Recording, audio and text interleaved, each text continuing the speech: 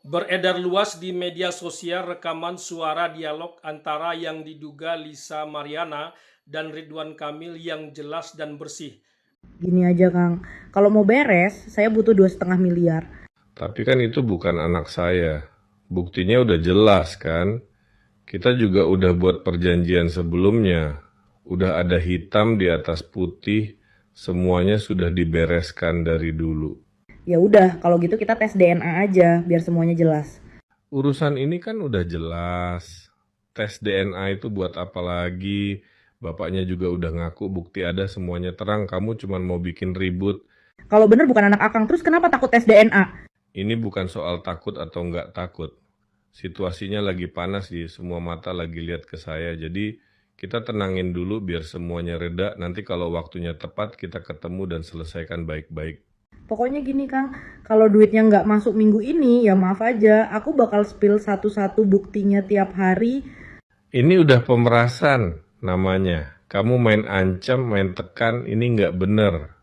Ih, masa bodoh lah. Entahlah rekaman dialog itu asli atau palsu, tapi kayaknya rekaman dialog itu terjadi lewat telepon sebelum isu perselingkuhan antara Ridwan Kamil dan Lisa Mariana itu menjadi konsumsi publik dan menjadi bola liar serta berhasil menimpa banyak isu di Republik ini. Menjadi pertanyaan juga, baik asli maupun palsu, rekaman suara dialog seperti lewat telepon itu, pihak manakah yang merekam dan kemudian menyebarkan seperti yang sudah tersebar saat ini? Mungkinkah rekaman itu hasil sadapan saking jelas dan bersihnya rekaman itu? Kalau benar, pihak mana pula yang menyadap dan kenapa disebarkan saat ini? Benar juga pengakuan Ridwan Kamil sebelumnya bahwa pengakuan dari Lisa Mariana sudah punya anak dari hasil hubungan gelapnya adalah bermotif ekonomi, bahkan terindikasi pemerasan. Ini bisa tergambar dari rekam suara dialog itu. Terduga Lisa jelas meminta uang sebanyak 2,5 miliar kepada terduga Ridwan Kamil.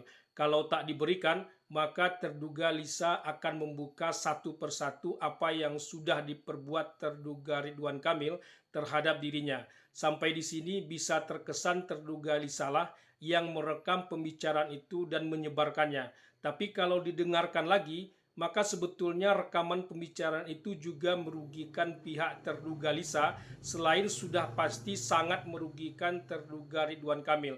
Jadi keduanya sebetulnya sangat dirugikan. Mustahil baik terduga Lisa maupun terduga Ridwan Kamil yang sudah merekam pembicaraan mereka sendiri dan menyebarkannya, sebab keduanya tak ada yang diuntungkan. Keduanya sama-sama dirugikan. Keduanya sama-sama tergambar sebagai zombie, terutama terhadap keluarga masing-masing. Mereka tergambar memang memiliki hubungan gelap yang terlarang. Tes DNA itu sebetulnya sudah tak penting lagi, apapun hasilnya. Berani atau takut, sama-sama berani atau sama-sama takutnya kedua belah pihak sudah tak membuktikan apa-apa lagi. Siapa yang benar dan salah di antara keduanya? Keduanya sudah sama-sama salah didengar dari rekaman itu. Peristiwa sakral itu sudah terjadi, tinggal menentukan siapa saja pemiliknya. Seperti yang terungkap bahwa kasus antara Lisa Mariana dan Ridwan Kamil itu sudah terjadi sekitar 3 atau 4 tahun yang lalu. Anak itu sendiri sudah seusia itu. Kalau tidak salah, zaman itu dunia sedang dilanda krisis akibat COVID-19. Benar juga kata para ahli, apapun bisa terjadi pada saat krisis, yang baik ataupun yang buruk. Yang buruk itu sudah diakui sendiri oleh Ridwan Kamil terjadi dan selesai pada masa itu. Lalu kenapa diungkit lagi pada saat ini?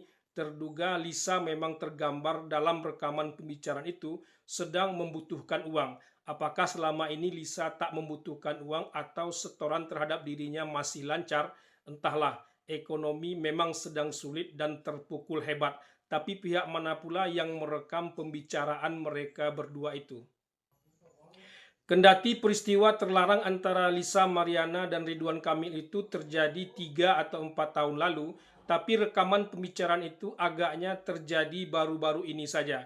Ini tergambar dari rekaman dialog terduga Ridwan Kamil bahwa semua mata sedang tertuju kepada dirinya saat ini. Tunggu semua selesai terlebih dulu, baru akan diselesaikan secara adat atau secara kekeluargaan. Kira-kira begitulah. Kuat dugaan ada pihak ketiga yang sedang merekam pembicaraan keduanya tanpa menduga pihak manapun yang melakukannya. Makanya, dugaan saya sebelumnya yang membantah bahwa kasus ini dianggap sebagai pengalian isu bisa jadi keliru. Pengalian isu itu bisa jadi ada benarnya juga. Baik LM maupun RK bisa jadi sama-sama adalah korban, kecuali salah satunya adalah agen entah dari pihak mana, seperti dalam film-film seri Mata-Mata yang pernah kita tonton. Pengalihan isu itu sendiri hendak mengunci akhir politik dari Ridwan Kamil.